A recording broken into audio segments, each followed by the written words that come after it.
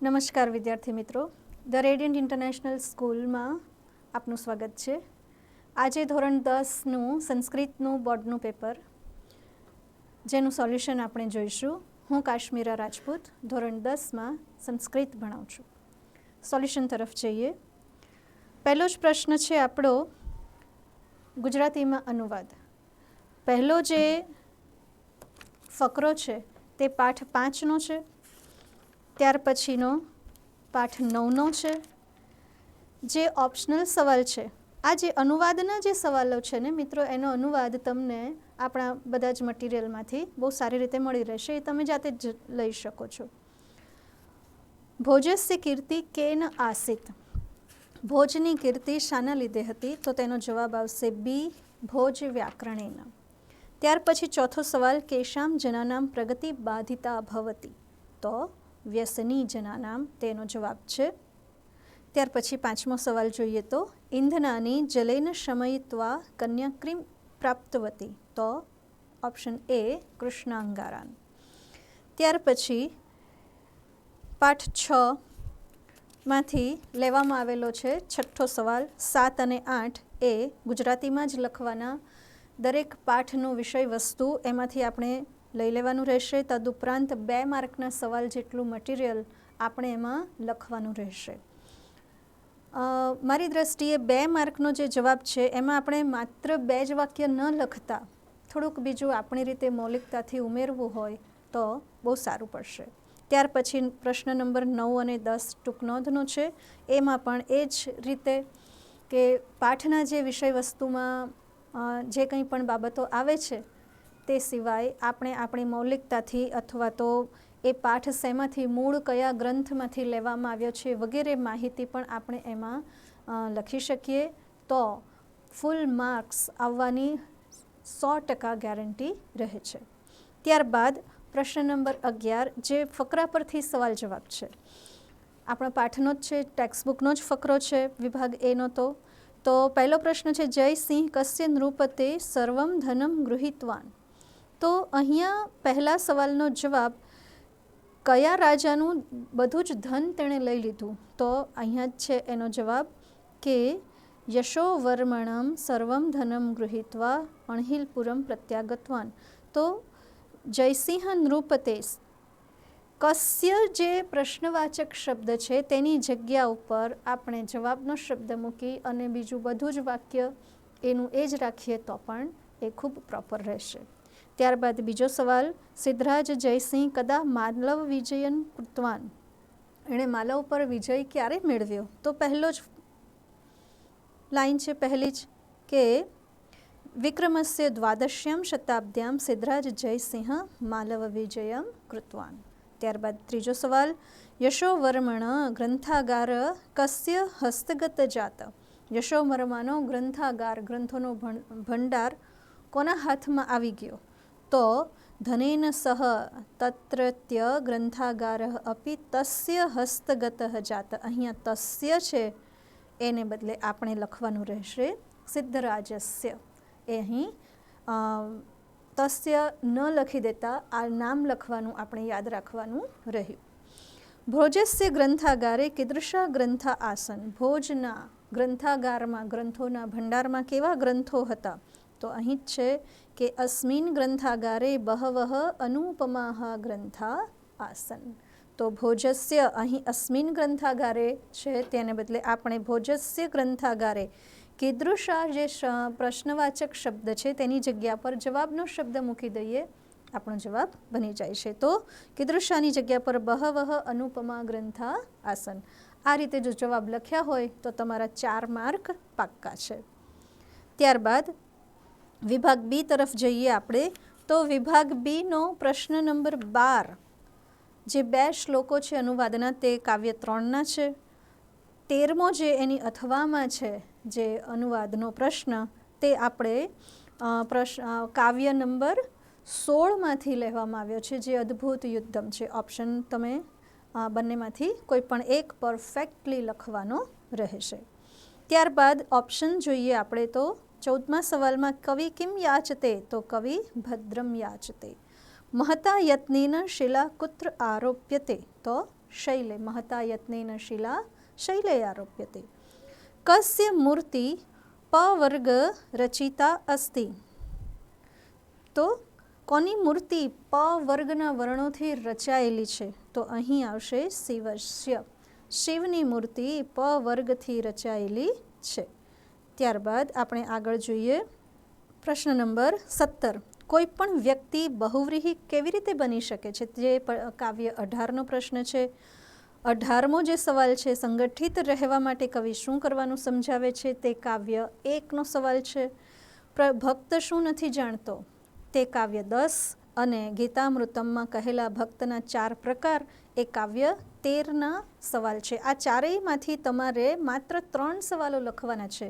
તો આ 2 માર્કના સવાલોમાં મિત્રો આપણે 2 માર્ક જેટલું મટીરિયલ હોવું જરૂરી છે।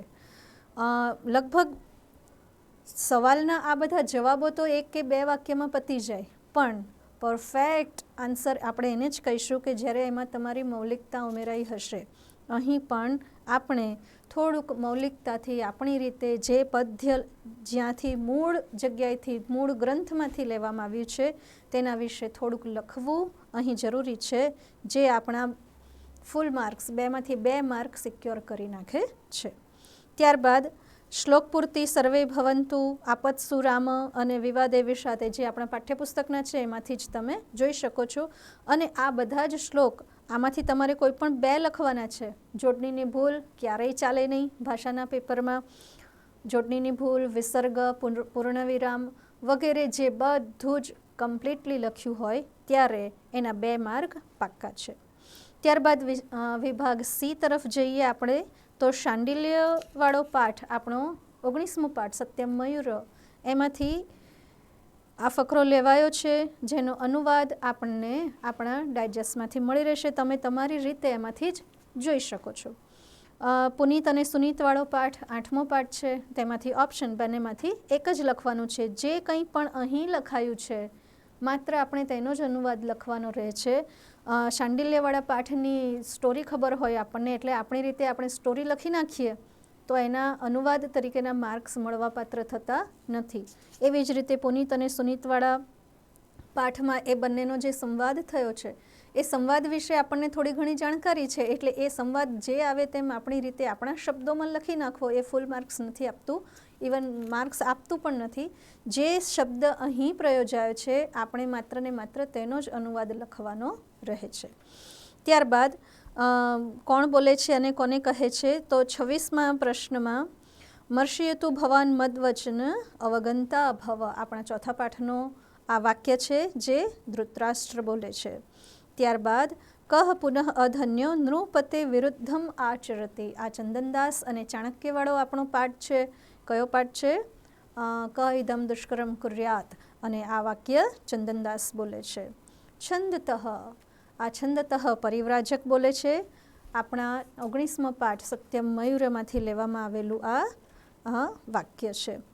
ત્યારબાદ આગળ જોઈએ આપણે કે ગુજરાતીમાં ઉત્તર ફરીથી 2 માર્કના ગુજરાતીમાં જ લખવાના ઉત્તર છે।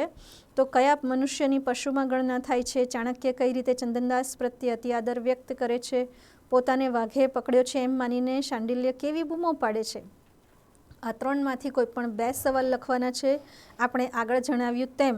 અને આ ટૂંક નોંધમાં પણ ઘટોત્કચનું પાત્રાલેખન, આચાર્ય ચાણક્ય અને પુત્ર શોકના કારણે થયેલ અર્જુનનો વિલાપ, અહીંયા 2 ટૂંક નોંધ લખવાની છે। આપણે આગળ જણાવ્યું તેમ જે ગુજરાતીના સવાલ છે અને જે ટૂંક નોંધ છે જેનો જવાબ આપણે ગુજરાતીમાં જ લખવાના છે, તેમાં 2 માર્ક જેટલું મટીરિયલ હોવું જરૂરી છે। કદાચ ડાયજેસ્ટમાં અપેક્ષિતમાં પૂરતું મટીરિયલ આપ્યું જ હોય છે આમ તો, પણ તે છતાં પણ સ્કોલર વિદ્યાર્થી અને સ્કોલર માર્ક્સ આપણે ત્યારે મેળવી શકીશું જ્યારે આપણી મૌલિકતા એમાં ભળતી હોય છે।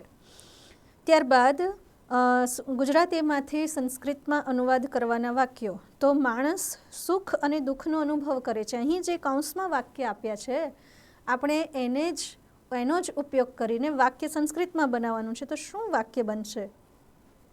અહીં આપણે વાક્ય બનાવવાનું છે માનવઃ સુખમ ચ દુઃખમ ચ અનુભવતી। ઓકે, આ રીતે લખ્યું હોય તેનો આપણો 1 માર્ક પાક્કો છે. ત્યારબાદ બીજો છે ઘટોત્કચ ધૃતરાષ્ટ્રને પ્રણામ કરે છે. તો ઘટોત્કચ ધૃતરાષ્ટ્રમ પ્રણમતિ. ઓકે, ત્યારબાદ શાંડિલ્ય પ્રવેશે છે. ત્યાર પછી શાંડિલ્ય પ્રવેશે છે, તે માટે આપણે તતઃ શાંડિલ્ય આપેલું જ છે લગભગ, તો તતઃ શાંડિલ્ય પ્રવિશતિ. બરાબર છે. આ 3માંથી આપણે 2 જ લખવાના છે. અને એક વાત તમે કદાચ નોંધી જ હશે મિત્રો, કે દરેક 3 વાક્યમાં આપણને પાછળથી તી પ્રત્યય લાગે છે. વર્તમાન કાળ, અન્ય પુરુષ, એકવચનના જ અહીં ક્રિયાપદો બન્યા છે. ત્યારબાદ આગળ જઈએ આપણે વિભાગ ડી, વ્યાકરણ વિભાગ. તો કૃતાંત શબ્દનો સમાનાર્થી થશે યમરાજ. પ્રવૃત્તિમ શબ્દનો વિરોધી થશે નિવૃત્તિમ. ત્યારબાદ આગળ આપણે જઈએ તો વર્તમાનકાળ અન્ય પુરુષ દ્વિવચનનું રૂપ વંદે તે થશે. ત્યારબાદ અહીં સામાન્ય ભવિષ્યકાળ ઉત્તમ પુરુષ એકવચનનું રૂપ, તો મી પ્રત્યય, શ્યામી પ્રત્યય ભવિષ્યકાળનું રૂપ છે માટે. ત્યારબાદ આજ્ઞાર્થ અન્ય પુરુષ બહુવચનનું રૂપ, એમાં થશે સમાચરંતુ. બહુવચનમાં તું, તામ, અંતુ એ આપણા પ્રત્યયો જ તમે યાદ રાખ્યા જ હશે, ખ્યાલ હશે. આગળ જઈએ. વિદ્યાર્થ અન્ય પુરુષ એકવચનનું રૂપ આપણે આમાંથી શોધવાનું છે, તો એ થશે દહેત. સ્મનો પ્રયોગ કાલે પર્જન્ય વર્ષતી સ્મ થશે અહીંયા. બરાબર છે. તો ગ અર્થાત સી જ ઓપ્શન અહીંયા આપણને સાચું લાગશે. આગળ જઈએ. 5મી વિભક્તિ એકવચનનું રૂપ પરિવારાત થશે. 3જી વિભક્તિ એકવચનનું રૂપ અગ્નિના થશે. ઉપપદ વિભક્તિનો ઉપયોગ કરતા વિના જે અવ્યય છે, વિના અવ્યયની સાથે બીજી વિભક્તિનું રૂપ વિદ્યામ, અહીં એનો જવાબ આવશે. ત્યારબાદ પ્રકોષ્ઠાત યુક્તમ સંખ્યાપદમ ચિત્વા રિક્ત સ્થાનમ પૂરયત. તો ગમન માર્ગે ચત્વારઃ વિઘ્ન ભવંતી. કૃદંતનો પ્રકાર આપણે જોવાનો છે. તો ગત્વા, તિવાતિ અને ય એટલે સંબંધક ભૂત કૃદંતનું અહીં પ્રકાર સૂચવાયો છે. ત્યારબાદ આગળ જોઈએ. પ્રગતિસ તેષામ સંધિને છૂટી પાડતા પ્રગતિ તેષામ આ જવાબ રહેશે. અહીં પણ સંધિ યુક્ત શબ્દ જો શોધવાનો છે, તો ધનિકો અપી આ એનો જવાબ રહેશે. ત્યારબાદ આગળ સમાસ તરફ જઈએ આપણે. તો ધર્મ ક્રોધ યોહો એ દ્વંદ્વ સમાસ છે. નંદરાજ્યમ તો એ તત્પુરુષ સમાસ છે. અહીં મિત્રો ષષ્ઠી તત્પુરુષનું અહીં રૂપ છે, પરંતુ આપણે તત્પુરુષ સમાસને વિભક્તિ પ્રમાણે એનો પ્રકાર જણાવવાનું અહીં કીધું જ નથી. એ બહુ સારું રહ્યું તમારે બધાને જ માટે. તો હવે વિભાગ ઈ તરફ જઈએ આપણે. કથાનકના ક્રમ અનુસાર ગોઠવણીમાં આ જે આપણો 11મો પાઠ છે, એ 11મા પાઠમાંથી વાક્યો લીધેલા છે. પહેલું જ વાક્ય આવશે તસ્ય કૂટનાધાભીત વૈશ્ય પ્રાતિવેશિક આશ્રિત. બીજું વાક્ય રહેશે ભો વયસ્ય એતાની પાત્રાણી મમ ન સંતિ. ત્યારબાદ ત્રીજું વાક્ય રહેશે કૂટનાથ સશોકમ કથયત.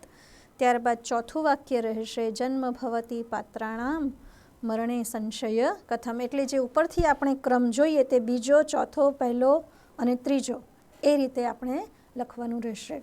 પણ સપ્લિમેન્ટરીમાં જવાબ લખતી વખતે જે વાક્યનો ક્રમ પહેલો છે એ જ પહેલો લખાવવો જોઈએ. બીજા ક્રમનું વાક્ય બીજા ક્રમે જ આવવું જોઈએ. આપણે આ તમને જવાબ બતાવ્યા છે. સપ્લિમેન્ટરીમાં તમારે લખવાના રહેશે ક્રમ અનુસાર. પહેલું વાક્ય જ પહેલું આવે, બીજું વાક્ય બીજું આવે, ત્રીજું વાક્ય ત્રીજું અને ચોથું વાક્ય ચોથું જ લખવાનું રહે. આ રીતે લખ્યું હશે તો જ ચેક થશે, અન્યથા થશે નહીં. ઓકે, ત્યારબાદ આપણે આગળ વધીએ. હવે અપઠિત ગદ્યાર્થ ગ્રહણ અહીં આપ્યું છે. તો અસ્માકમ ભારત દેશ કીદૃશ અસ્તિ. તો એશ પ્રાચીન ઐતિહાસિક સાંસ્કૃતિક દેશ અસ્તિ. તો અહીં અસ્માકમ ભારત દેશ कीदृशनी जग्या पर प्राचीन ऐतिहासिक सांस्कृतिक देश अस्ति। आ जवाब पहला सवालनो आ जवाब छे।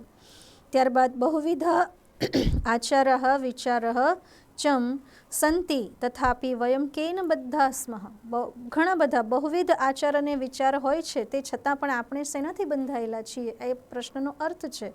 तो अहीं एनो जवाब आ वाक्यमां छे के बहुविध आचार विचारा च सन्ति तथापि वयम भारतीय संस्कृत सूत्रबद्धाः स्म। आ बीजो वाक्य बीजा प्रश्ननो जवाब छे।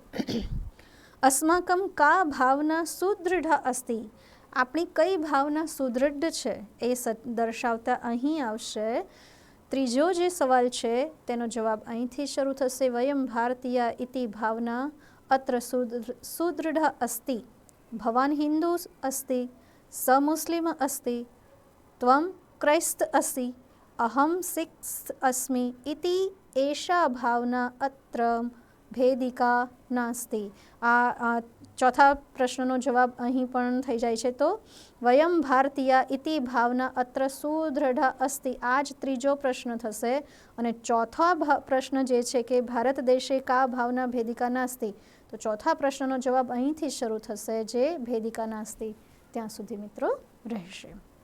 ओके, त्यारबाद आगळ जोईए आपणे तो कर्ता अने कृति साथेना जोड़का।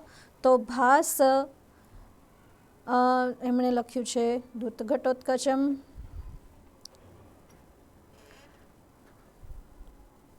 त्यारबाद वाल्मीकिनु तो रामायण, नारायण पंडितनु हितोपदेश। ओके, आ रीते जवाब लख्या होय। सवाल जोड़कामां एकला जवाब न लखता आपणे सामे सवाल लखीए तो थोड़ुं सारुं रहेशे। ओके, त्यारबाद छे अनुनासिक जोडणी आपणे અહીં સુધારવાની છે પરસ્પરમ। તો અહીંયા જે ખોડો મ છે તેને આપણે અનુસ્વાર કરવાનો રહેશે કારણ કે એની પાછળનો જે શબ્દ છે તે વ્યંજનથી શરૂ થાય છે માટે। ત્યારબાદ આ બીજો શબ્દ તેને આપણે આ રીતે સુધારવાનો રહેશે। કિંચિત એકમ તો કિંચિત એકમ પાછળ જે અનુસ્વાર છે તે અનુસ્વાર જ રહેશે કારણ કે એના પછીનો જે શબ્દ છે તે વ્યંજનથી શરૂ થાય છે। વળી સ્વાભાવિકમ, સ્વાભાવિકમ અહીં આપણે ખોડોમાં લખવાનો રહેશે કારણ કે એની પછીનો શબ્દ તે સ્વરથી શરૂ થાય છે માટે। અને આંતર્યમ તો આંતર્યમ અહીં પણ ખોડોમાં લખવાનો રહેશે કારણ કે એના પછીનો જે શબ્દ છે સ્વરથી શરૂ થાય છે અપી। હવે અહીંથી આમાં જેટલા પણ આપણને શબ્દો આપ્યા છે તમારે એમાંથી કોઈ પણ 3 સાચા લખવાના રહેશે, બીજા ઓપ્શનલ રહેશે। ઓકે, તો મિત્રો ત્યાર પછીનો તો આપણો સવાલ છે અર્થ વિસ્તારનો। અર્થ વિસ્તારના બંને શ્લોક એટલા સરસ પૂછાયા છે કે બહુ જ સારી રીતે એને સમજાવી શકાય છે।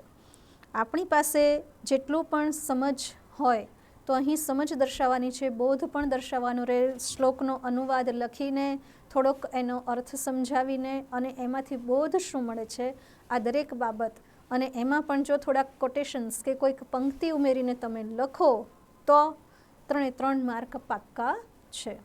તો એકંદરે પેપર બહુ જ સહેલું હતું મિત્રો।